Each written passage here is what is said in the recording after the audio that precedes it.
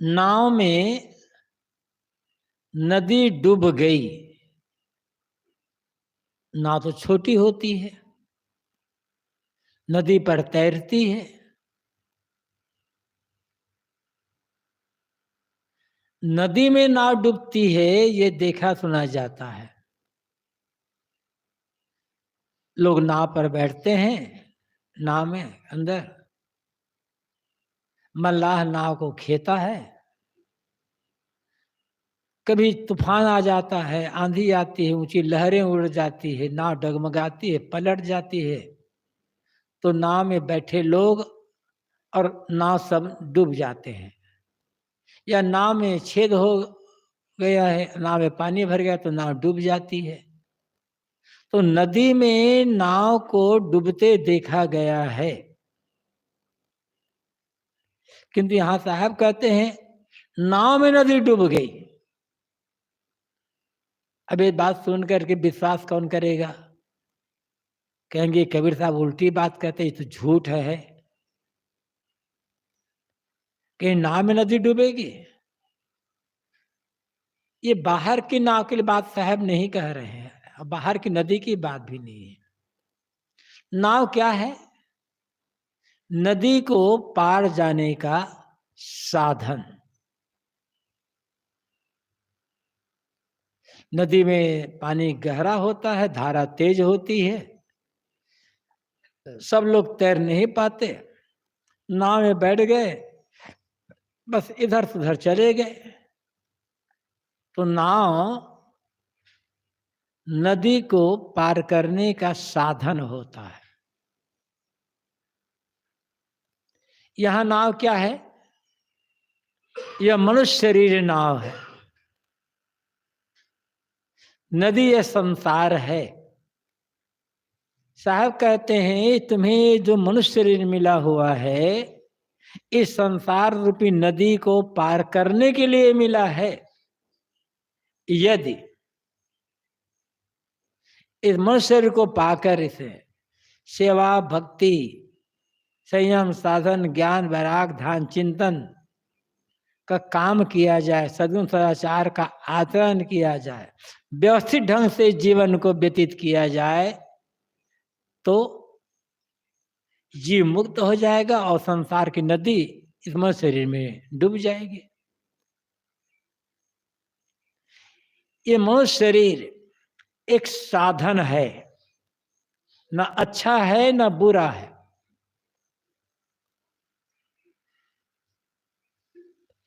उपयोग पर निर्भर करते हैं। इसी मनुष्य शरीर को पा करके लोग संसार की मोह माया में नदी में एकदम डूब जाते हैं।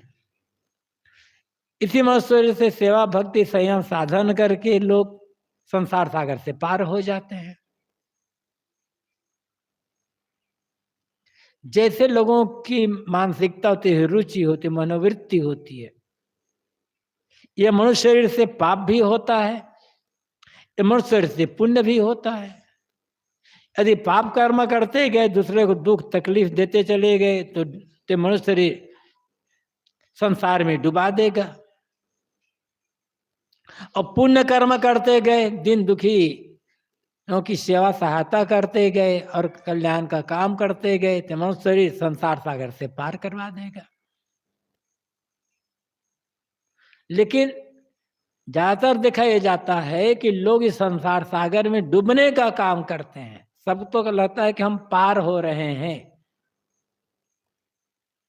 लेकिन पार थोड़े लोग होते हैं। अधिकतम लोग डूब जाते हैं।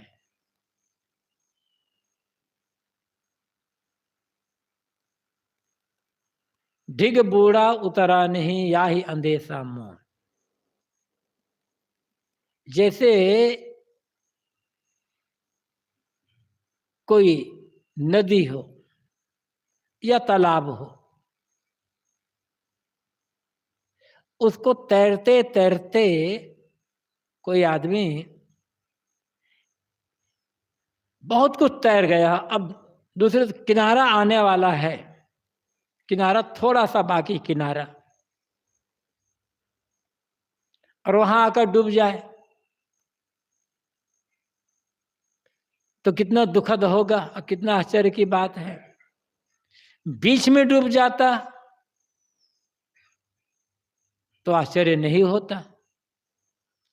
बहुत कुछ को तैर गया है, अब थोड़ा सा बाकी है किनारा लगने में, और वहां आकर डूब जाए। यही होता है। पशु पक्षी कृमि कीट आदि खाने में दुख भोगते भोगते भोगते भोगते कल्याण की निकट, यमोश्वर क्या ठीक मतलब पास, यमोश्वर कल्याण के निकट है बिल्कुल।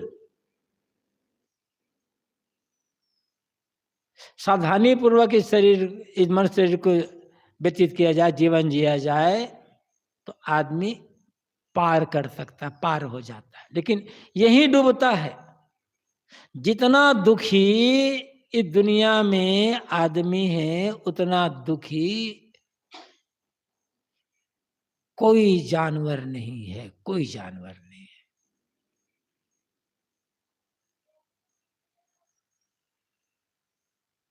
लेकिन आदमी सावधान हो जाए तो पूरा का पूरा दुख से मुक्त हो सकता है, जानवर मुक्त नहीं हो सकते।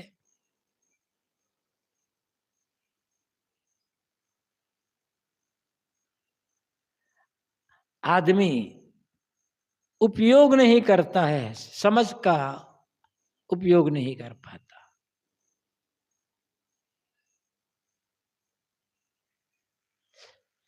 सदुपयोग किया जाए तो काम बन सकता है। तो यह तो डूबता है आदमी। लेकिन कुछ ऐसे लोग होते हैं, और कोई भी हो सकता, कोई भी सावधानी से जीवन जीना होगा।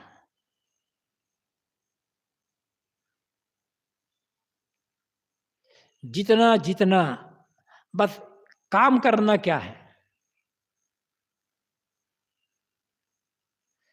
जितना जितना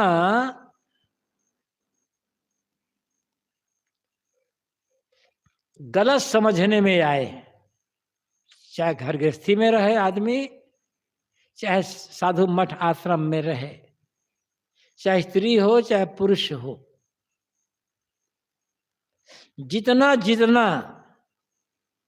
गलत समझने में आए उतने को छोड़ता चला जाए, और जितना जितना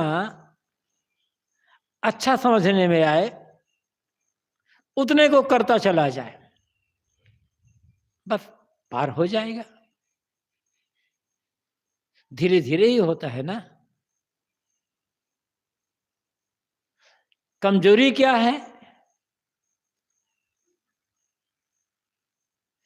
जो लगता है ये सही है उसे आदमी कर नहीं पाता, और लगता है ये गलत है उसे छोड़ नहीं पाता। इसीलिए आदमी डूब जाता है।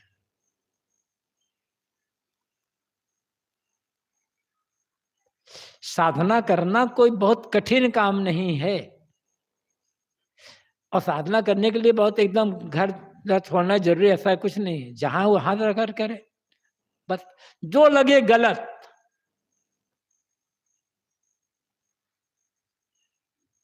उसे छोड़ दो, जो लगे अच्छा उसे पकड़ लो, ऐसा ऐसा व्यवहार कर लो, काम कर लो, उड़ जाएगा ऊपर ऊपर आदमी ऊपर। और ये इस शरीर से भवसागर को पार कर लेगा। मान लो संसार ही नदी है, और सेवा भक्ति का काम करके आदमी इससे पार हो जाता है। तो मानो संसार नदी इस मनुष्य शरीर में डूब गई। बहुत सरलता साहब कहते हैं, समझने की आवश्यकता है बस। एक अचंभा हमने देखा, गधा के दो सिंग, तामे रस्सा बांध के खेचत अर्जुन भीम। साहब कहते मैंने एक आश्चर्य देखा, एक गधा, उसके दो बड़े बड़े सिंग। तो गधा के सिंग होते नहीं है, बैल के, गाय के, बकरी के, भैंस के, इसके सींग होते हैं, हिरन के सींग होते हैं, गधे के सींग नहीं होते। लेकिन साहब कहते मैंने एक आश्चर्य देखा, एक गधा है जिसके बड़े बड़े 2 सींग है।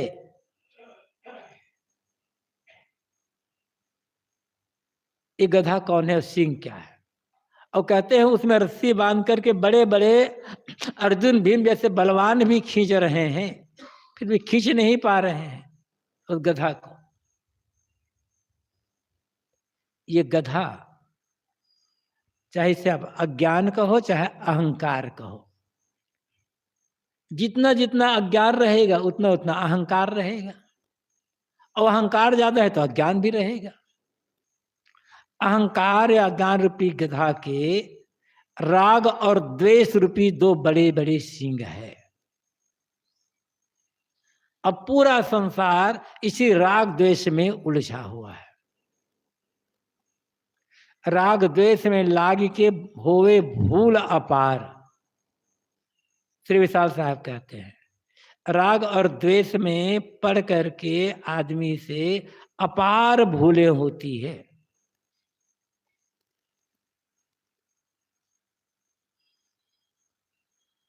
साहब कहते हैं जैसी कहे करे पुण्य तैसी राग द्वेष निर्वारे। ज्ञान का अर्थ क्या है? राग द्वेष का निर्वार करना। बहुत जानना ज्ञान नहीं है, बड़ा लेक्चर देना, प्रवचन देना, ये ज्ञान नहीं है। ज्ञान है राग द्वेष का त्याग करना। और यदि ये कह दिया जाए केवल राग का त्याग करना, राग का त्याग हो जाने पर यदि सचमुच में सभी प्रकार के राग का त्याग होगा तो द्वेष का त्याग हो जाएगा, क्योंकि द्वेष राग की छाया है।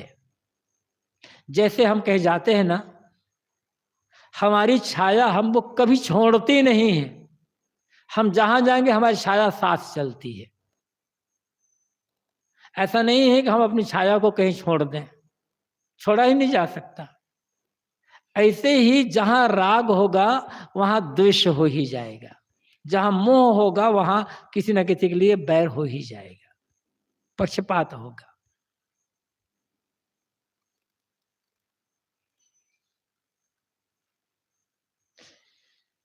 संसार सागर, ये राग द्वेष ही संसार सागर है।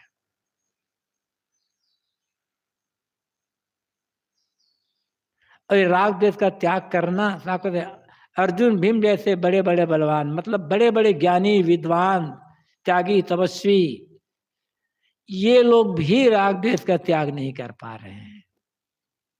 सामान्य लोगों की तो बात ही का, त्यागी हैं, तपस्वी हैं, साधु हैं, सन्यासी हैं, महात्मा हैं, ज्ञानी गुणी हैं, लेकिन भयंकर राग में पड़े, भयंकर। हमारा मत बड़ा, उसका मत छोटा, हमारे गुरु बड़े, तुम्हारे गुरु छोटे, ये सब राग द्वेष की तो है। हमारे मत से कल्याण होगा, तुम्हारे मत में तो नरक होगा, बंधन होगा, ये राग द्वेष ही है। परस्पर में दूसरे को छोटा सिद्ध करने के चक्कर, और यही बंधन के कारण बनते हैं। जहां जहां अनुकूलता मिलती है, जो जो हमें अच्छे लगते हैं, कोई खाने की चीज आए सामने, खाए, बड़ा चीज बड़ी अच्छी लगी, किसी ने मीठी मीठी बात कर दी, हमारा काम बना दिया, हमारा सहयोग कर दिया, आदमी अच्छा लग जाता है। बस जहां अच्छा लगता गया बस मन चिपकना शुरू हो गया, मन का ही चिपकना ही राग है।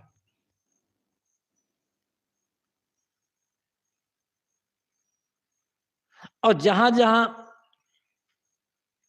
प्रतिकूलता का अनुभव हुआ, थोड़ा कष्ट हुआ, थोड़ा दुख मिला, घाटा हुआ, किसी ने थोड़ी निंदा कर दी, किसी ने कुछ कटु कह दी, अब द्वेष बन गया, वहां भी चिपक गया मन। और संसार ऐसा है, जीवन ऐसा है, यहाँ कुछ अनुकूल भी मिलेंगे, प्रतिकूल भी मिलेंगे, सुख भी मिलेगा, दुख भी मिलेगा। कहीं बड़ी मीठी बात, प्यारी बात सुनने को मिलेगी, तो कहीं कड़वी बात सुनने को मिलेगी। कहां तक उलझते रहेंगे? उलझ उलझ करके तो जिंदगी बर्बाद हो जाए। फिर जो काम करना चाहिए वो कर ही नहीं पाएंगे।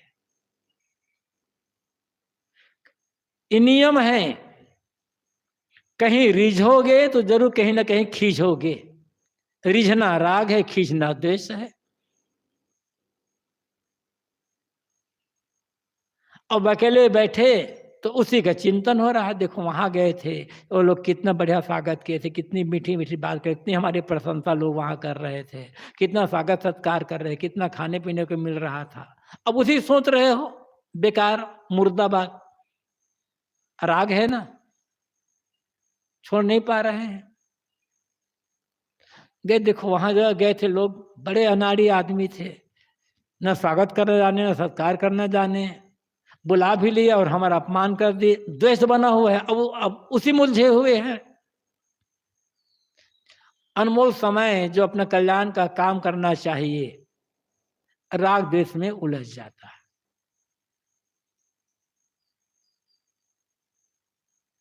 तो संसार बंधन नहीं है। संसार के प्रति जो मन में राग बनता है या द्वेष बनता है, यह बंधन है।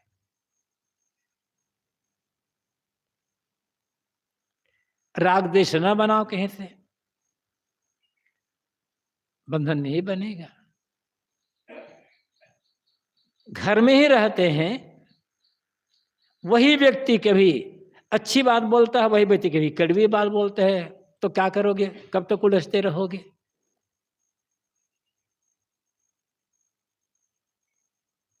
दुनिया में कहीं चले जाओ, अनुकूलता प्रतिकूलता मिलती ही रहेगी, बच नहीं सकते। दोनों से ऊपर उठना होगा। यदि शांति से जीवन जीना चाहते हैं तो मरने के बाद क्या होगा छोड़ दें। शांति से प्रसन्नता से जीना चाहते हैं तो दोनों से ऊपर उठना होगा। शहर लोगों से प्रेम का व्यवहार कर देना है, सेवा कर देना है, और क्या कहता है, चिंता से मुक्त हो रहा है। ये सोचना होगा, जिसके भीतर जो रहेगा जिस समय, वो वही बाहर निकलेगा। कहीं कबीर यह कली है खोटी, जो रहे करवा तो निकले टोटी। करवा, टोटीदार बर्तन कह सकते हैं, केटली। सब तो केटली तो सब जानते हैं। केटली में एक है बर्तन है, उसमें टोटी लगी रहती है। अब केटली में दूध भरा होगा तो टोटी से दूध निकलेगा, चाय भरी होगी तो टोटी से चाय निकलेगी, पानी भरा होगा तो टोटी से पानी भरे निकलेगा। केटली में जो होगा वही बात टोटी से आएगा ना। ये जो जबान है ना, ये तो टोटी है, भीतर क्या है? मन केटली के समान। तो जैसे उसी केटली में कभी लोग चाय भर देते हैं, कभी पानी भर देते हैं, वैसे है। तो जिसके भीतर जो होगा वही तो निकलेगा। अब लेना है या नहीं लेना है, ये तो अपने पर निर्भर करेगा।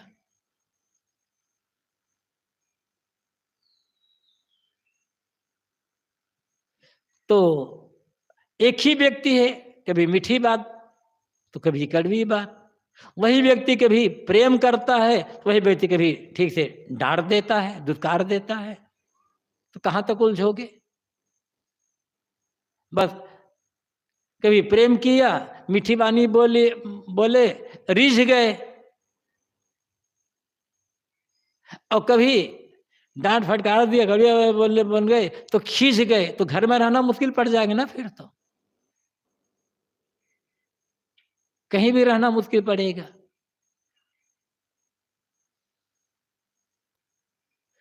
खुद के भीतर सोच ले,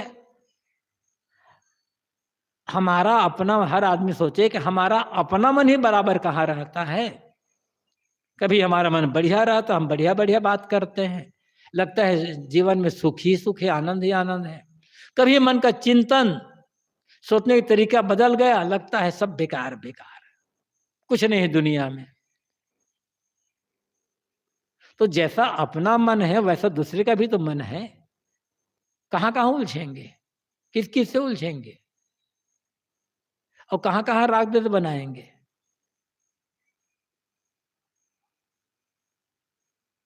और पूरा संसार, साहब कहते हैं, तामे रस्सा बांध के खींचत अर्जुन, अर्जुन भीम जैसे बड़े बड़े कहलाने वाले भी इस राग द्वेष में उलझे हुए, इसका त्याग नहीं कर पा रहे। तो बंधन का कारण ये राग द्वेष है। मैंने कहा कि राग द्वेष ही संसार सागर है, और संसार सागर कहीं बाहर नहीं है। और राग द्वेष, जितना अज्ञान होगा, नासमझी होगी, अहंकार होगा, कुछ पाने की चाहना होगी, उतना राग द्वेष बनते रहेंगे। पाने की चाहना है, चाहना पूरी हो गई, राग बन गया, चाहना पूरी नहीं हुई, द्वेष बन गया। जितनी ज्यादा चाहना, जितनी ज्यादा कामना, जितनी ज्यादा इच्छा, उतना राग द्वेष गहरा। चाहना पूरी होती गई, पूरी होती गई, पूरी होती गई, राग बनता गया, चिपकते चले गए। और चाहना पूरी नहीं हुई, किसी ने बात नहीं मानी, एक बार दो बार n बार बात नहीं मानी, द्वेष बन गया। ये हर जगह, हर जगह ये बात आती है। गृहस्थी है, बेटा है, बहू है, बढ़िया बात मानते गए, राग बन गया। अब दो चार बात नहीं माने, द्वेष बन गया। अब हर किसी शिकायत कर रहे हैं, क्या करें भैया, कलयुग जमाना, बेटा बहु बातें नहीं मानते। अरे कभी नहीं, किस लिए नहीं माने, क्या कारण है, समझने का प्रयास नहीं करते। तो चाहे घर गृहस्थी हो, चाहे विरक्ति हो, सावधानी नहीं रहने पर हर जगह राग द्वेष बनना है, और रिश्ते खींचते जीवन बर्बाद हो जाएगा। जिसके लिए जीवन मिला है वो काम नहीं हो पाएगा।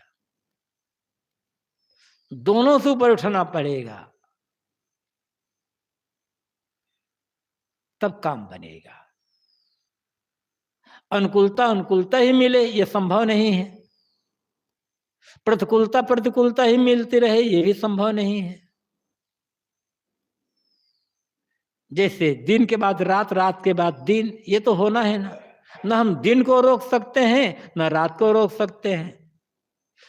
शाम के बाद सुबह, सुबह के बाद शाम, ये कहें कि हम सुबह ही सुबह होती रहे भैया, शाम ना होने पाए, दिने दिन रहे बढ़िया, दिन में आना जाना, चलना फिरना, काम धाम, बिजली बत्ती भी नहीं लगाना पड़ते, दिने दिन रहे, कैसे काम चलेगा? ये तो संभव ही नहीं है ना, असंभव। ऐसे दुनिया में सुख ही सुख रहे जीवन में, असंभव। दुखी दुख है जीवन में, ये भी असंभव। एक के बाद दूसरे आते जाते रहेंगे। दोनों से अपने मन को ऊपर उठाना है। सुख में रिझना नहीं है, दुख में खींचना नहीं है, भूलना नहीं है। तब जिंदगी बड़े आनंद से व्यतीत हो जाएगी। और हर आदमी को, चाहे स्त्री पुरुष हो, चाहे स्त्री हो पुरुष हो, साधु गृहस्थ हो, जवान बूढ़ा हो, हर आदमी को पहले से तैयार रहना चाहिए कि जो हम नहीं चाहते हैं वो ज्यादा होगा, और जो चाहते हैं वो थोड़ा होगा।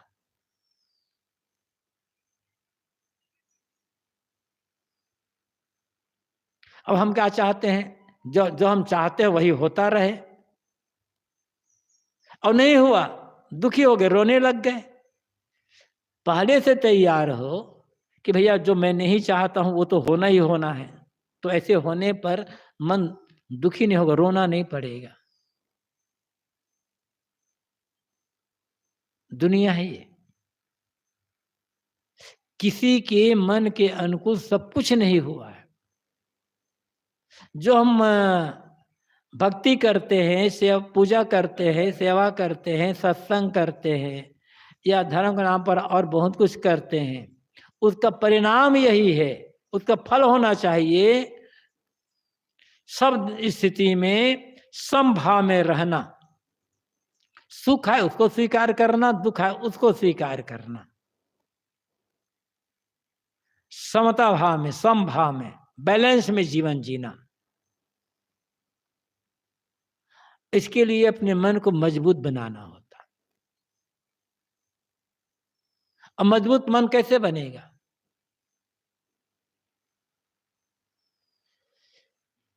कहा कि हर चीज के लिए तैयार रहना, चाहना जितना कम कम रखोगे, जब जो हो जाए सहज भाव से स्वीकार,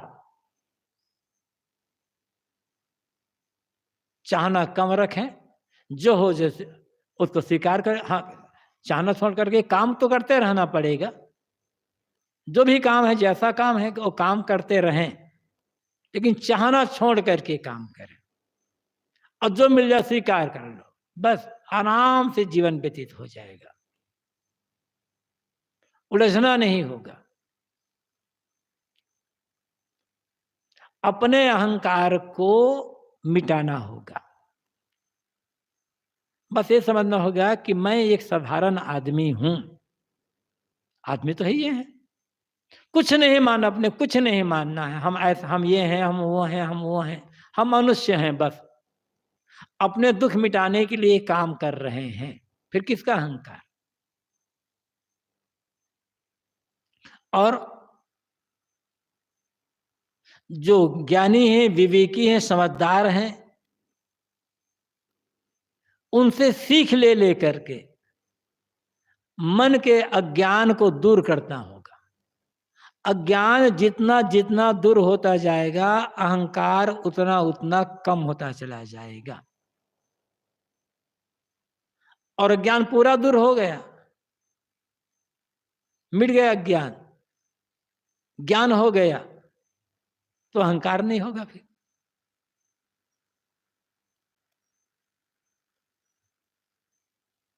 अहंकार है तो आदमी विद्वान हो सकता है, ज्ञानी नहीं होगा। ज्ञानी को अहंकार नहीं होगा, विद्वान को अहंकार होगा। धनवान को, बलवान को, विद्वान को, इनको अहंकार हो सकता है, ज्ञानी को अहंकार नहीं होगा। और अहंकार ही नहीं तो राग द्वेष ही नहीं, अहंकार ही नहीं तो कोई बंधन ही नहीं है, अहंकार ही नहीं तो दुख का कारण ही नहीं है। इसलिए कहा गया ना कि तमसो मां ज्योतिर्गमय, मुझे अंधकार से प्रकाश की ओर ले चलो। क्यों कहा? अंधकार अज्ञान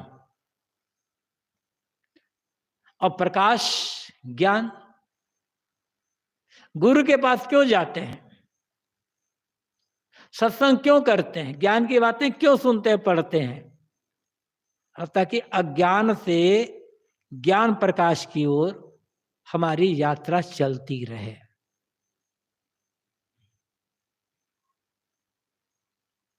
प्रवचन भी कर लेते हैं, किताब भी पढ़ते हैं, सत्संग भी करते हैं, किंतु अज्ञान दूर नहीं हो पाता,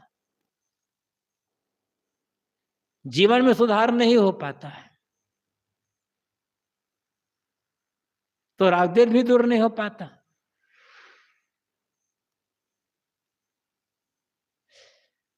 ज्ञान पाने का रास्ता एक ही है, विनम्रता पूर्वक ऐसे जो ज्ञानी विवेकी समझदार हैं उनकी संगत करते रहना, उनकी बातें सुनते रहना, और सुनकर उसको जीवन में उतारते जाना, धीरे धीरे ही होगा।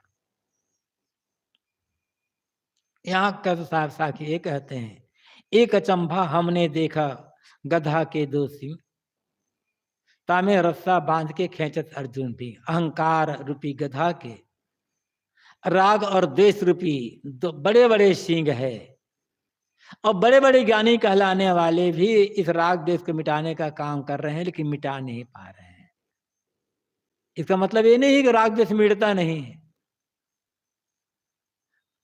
क्योंकि ज्ञान का अहंकार हो गया ना, साधना का अहंकार हो गया, अपने बैराग का अहंकार हो गया, हम बड़े त्यागी, हम बड़े बैरागी, फिर राग द्वेष बन गया। भूल होती है आदमी से, उसके लिए यहां से आशंका करते हैं। साधारण साधारण लोग हैं, अहंकार का त्याग कर दे तो राग द्वेष से मुक्त हो जाएंगे वो। उसी के लिए तो सत्संग, विवेक, भक्ति, संयम साधना है। एक अचंभा हमने देखा, कुआं में लागी आग, कीचड़ कांदो सभी जरिगा, मछली खेले भाग। साहब कहते हैं मैंने एक आश्चर्य देखा, कुआं में आग लग गई, और कुआं में तो पानी होता है, तो उसमें आग लग गई, और आग लगने से कुआं के भीतर जितने कीचड़ कांदो थे सब जल करके राख हो गए। किसी ने पूछा, साहब कुआं में तो आग लग गई और कीचड़ जल कर, तो कुएं में जो मछली रहती तो क्या हुआ? अरे कुआं से बाहर निकल करके फाग खेल रही है वो। ऐसा तो होता नहीं है। जलती लकड़ी को, बड़ी बड़ी लकड़ी को कुआं में डाल दो तो बुझ जाएगी वो। पानी में तो आग लगती नहीं है, पानी तो आग बुझाता है। यहां साहब कहते हैं कुआं में आग लगी। बीजक में साहब कहते हैं लागी आग समुद्र में धुआं न प्रगट, आगे लागी समुद्र धुआं न प्रगट होए। वहां समुद्र में आग लगने की बात कहते हैं। साहब संकेत में कहते हैं लागी आग समुद्र में। यहां कहते हैं एक अचंभा हम देखो, कुआं में आग लागी आग, ये कुआं क्या है? वहां समुद्र कहते हैं। ये कुआं है हमारा अंतःकरण, उसको बीजक में समुद्र कहा है, बात एक ही है।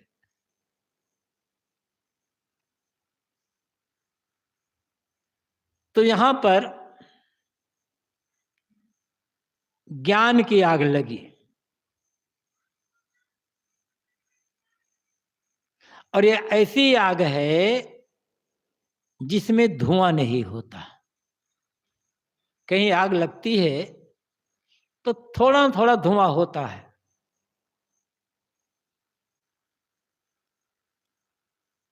आग जल रही हो और धुआं ना हो, ये नहीं होगा। लेकिन जब ज्ञान की आग लगती है तो धुआं नहीं होता। दूर धुआं निकल रहा हो कहीं पर, तो धुआं देख करके हम अनुमान लगा लेते हैं कि वहां आग जल रही होगी। धुआं पहचान है आग की। लेकिन ज्ञान की आग लगती है आदमी के अंतःकरण में तो धुआं नहीं होता। कैसे जानोगे कि आदमी के भीतर में ज्ञान है? कोई थर्मामीटर तो है नहीं लगाने के लिए। बाहर से देखकर कौन अज्ञानी है कौन ज्ञानी है कैसे हम पहचानेंगे? वो तो साथ में जब रहेंगे तो उसके कर्म, खान पान, बोल चाल, उठना बैठना और करना धरना, इसको जब देखेंगे, वो भी थोड़े समय की नहीं, कुछ दिन साथ में रहेंगे तब पता चलेगा हाँ इसके भीतर ज्ञान है, इसके भीतर अज्ञान है।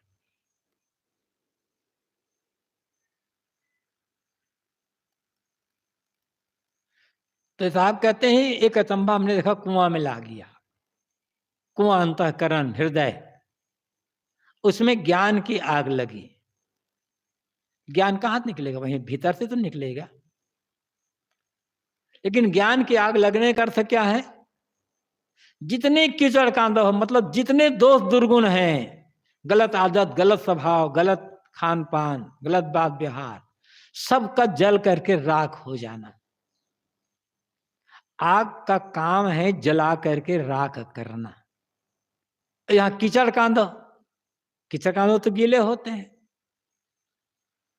लेकिन यहां पर है अंतःकरण के विकार, दोष, दुर्गुण, गलत स्वभाव, गलत आदत, जितनी बुराइयां हैं वो समझ लो सब कीचड़ कांदो है। और कीचड़ में सड़ना होता है, तो ही भीतर तो सड़ता है आदमी के दोष दुर्गुण।